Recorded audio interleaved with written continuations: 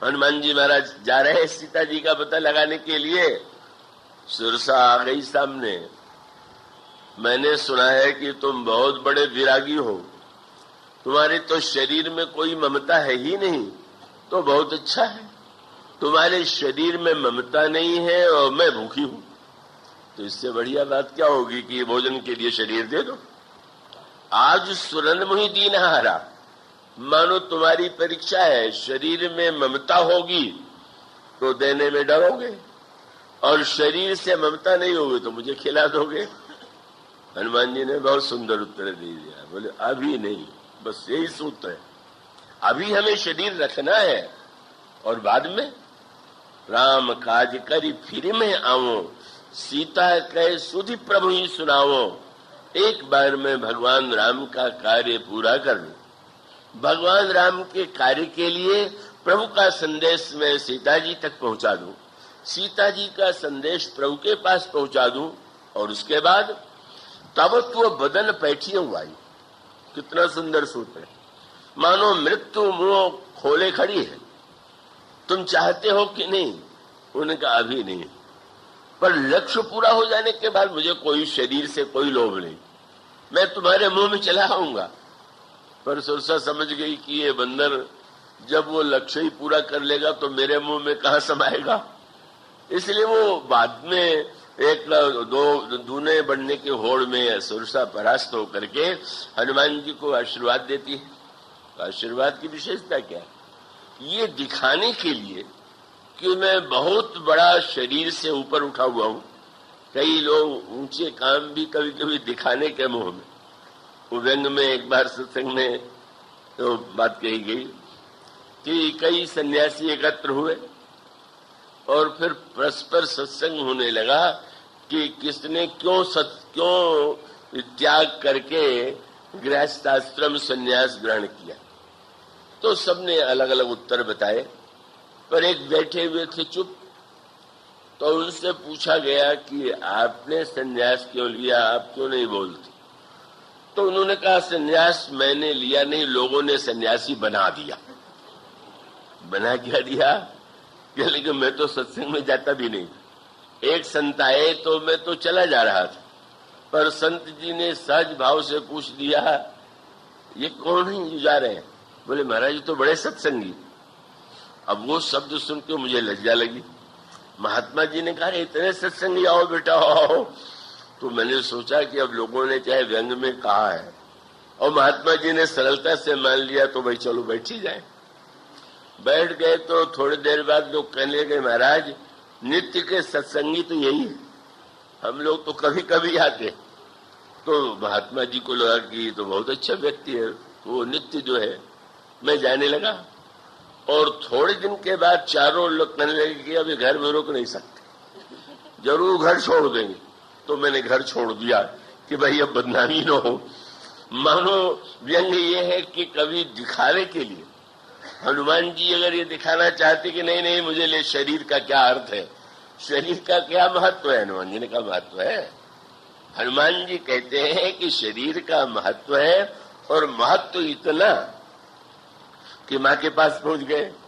माँ से बड़ी ऊंची बातें हुई, ज्ञान की, भक्ति की, स्वभाव की, प्रभाव की, पर अचानक हनुमान जी ने जो बात माँ से कही, माँ ने कहा हो तात बल शील निधाना, अजर अमर गुण निधि तो हो, करही बहुत तो रघुनायक छोहू।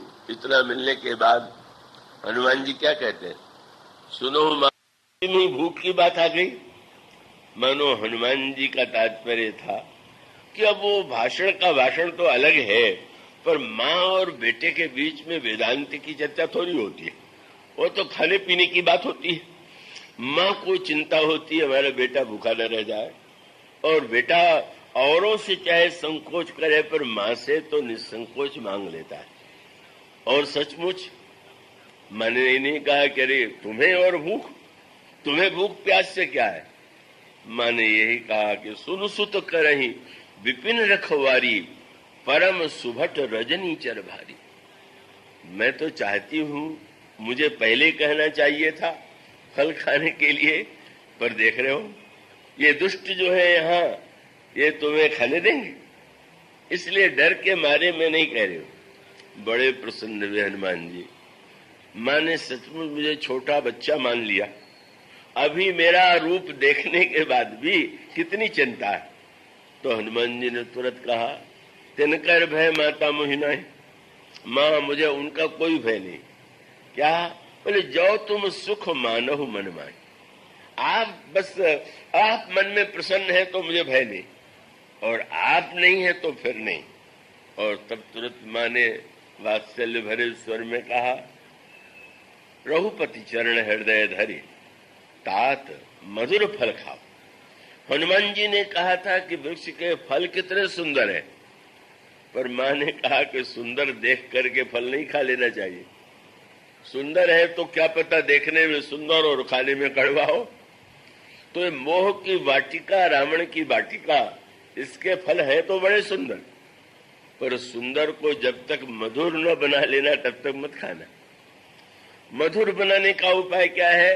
बोले, भगवान को भोग लगा देना, और जब प्रभु को अर्पित कर दोगे तो रघुपति चरण हृदय धरि तात मधुर फल खाओ।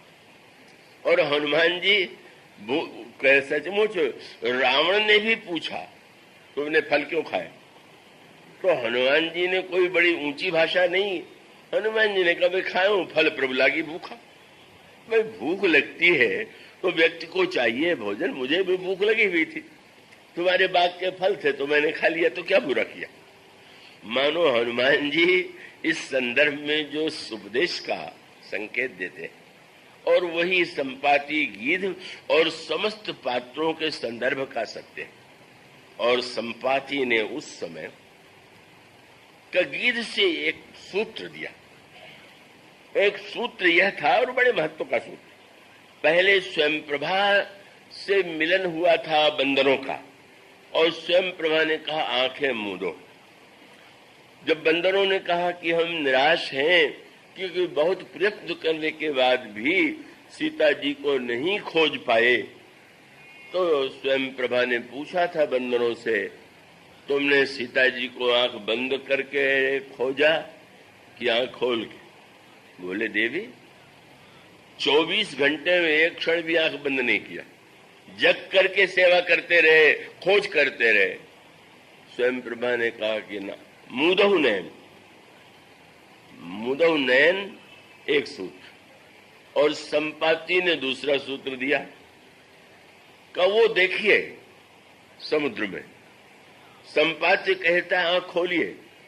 स्वयं प्रभा ने कहा, आंख बंद कीजिए। आंख खोलना बुद्धि का सदुपयोग है, और आंख बंद करना विश्वास का प्रतीक। विश्वास जब है तो हम आंख मूंद लेते हैं। आप सड़क पर चलेंगे तो आंख खोल के चलेंगे, और मां की गोदी में बालक को तो आंख मूंद करके आनंद से सो जाता है। जीवन में बुद्धि का महत्व है कि विश्वास का महत्व? आंख खोलें कि आंख बंद करें, दोनों सूत्र हैं। स्वयं प्रभा कहती है विश्वास करो, और स्वयं प्रभा के स्थान पर संपाति ने कहा कि वो देखो, क्योंकि बंदर आंखों को बंद करना उनके लिए कठिन हो रहा है। उस समय उन्होंने स्वयं प्रभा से के कहने पर एक बार तो आंख मूंद लिया, पर नेत्र मुदे रहना क्या सरल है क्या? वो स्वामी जी ने लिखा, नैन मुदि पुन देखे ही वीरा। नेत्र तो मुदा, पर आंख खोल के देखने लगे, कोई चमत्कार हुआ कि नहीं हुआ? बहुत से आंख मूंदने वाले बस थोड़े देर ध्यान करते हैं तो चमत्कार की प्रतीक्षा करते हैं कि क्या मिला, क्या चमत्कार हुआ। तो मानो अब निराशा ये लगी कि क्या स्वयं प्रभा ने कह दिया था कि मूंदने पर सीता जी मिलेंगी। सीता जी तो कहीं मिली नहीं, समुद्र मिला है। स्वयं प्रभा के यहाँ कम से कम पीने योग्य जल तो था, ये समुद्र का खारा जल कहाँ स्वयं प्रभा ने भेज दिया। आंख मूंद करके तो हम लाभ में रहे नहीं। तो संपाति ने तुरंत कहा कि अच्छा, मुदने से घबराए हो तो जरा आंख खोल करके देखो। वो है समुद्र, समुद्र के बीच में है लंका, लंका में अशोक वाटिका, अशोक वाटिका में सीता जी बैठी हुई। अब बंदर आंख फाड़ फाड़ के देख रहे हैं, कुछ नहीं दिखाई दे रहा। आंख खोलना का अर्थ क्या है? बुद्धि की सीमा है कि नहीं? कितने देर आप आंख खोले रहेंगे? कितने देर आप बुद्धि के द्वारा ही निर्णय करेंगे? और तब सूत्र दिया, और वह सूत्र यह था कि भाई या तो तुम्हारी आंखों में वो शक्ति हो कि तुम देख लो। विश्वास क्यों करना पड़ता है?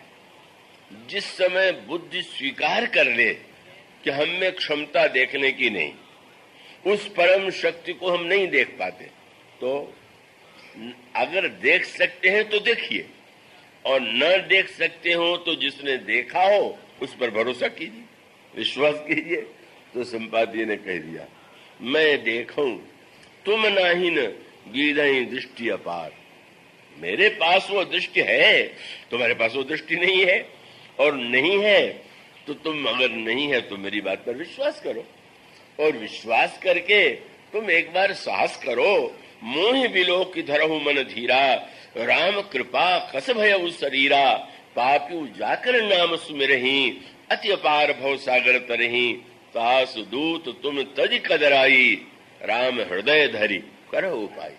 श्री राम के दूत हो, कायरता छोड़ो और प्रयत्न करो। यह जो सूत्र है यही सिद्ध करता है कि आवश्यकता मनुष्य के जीवन में विवेक और विश्वास के समन्वय की, बुद्धिमत्ता की भी आवश्यकता है, पर बुद्धि की एक सीमा है, और बुद्धि के उस सीमा को जान करके का जब व्यक्ति अंतःकरण में श्रद्धा का उदय होता है, तो श्रद्धा के उदय के पश्चात फिर विश्वास, और बाद में जैसे सती जी पार्वती बनकर के भगवान शंकर की पत्नी ही नहीं, का वो दोनों मिलकर के एक हो गए। तो प्रारंभ में बुद्धि में श्रद्धा और हृदय में विश्वास, किंतु अंतिम परिणति यह है कि जब हृदय और मस्तिष्क, श्रद्धा और विश्वास अलग न रह करके एक हो जाए।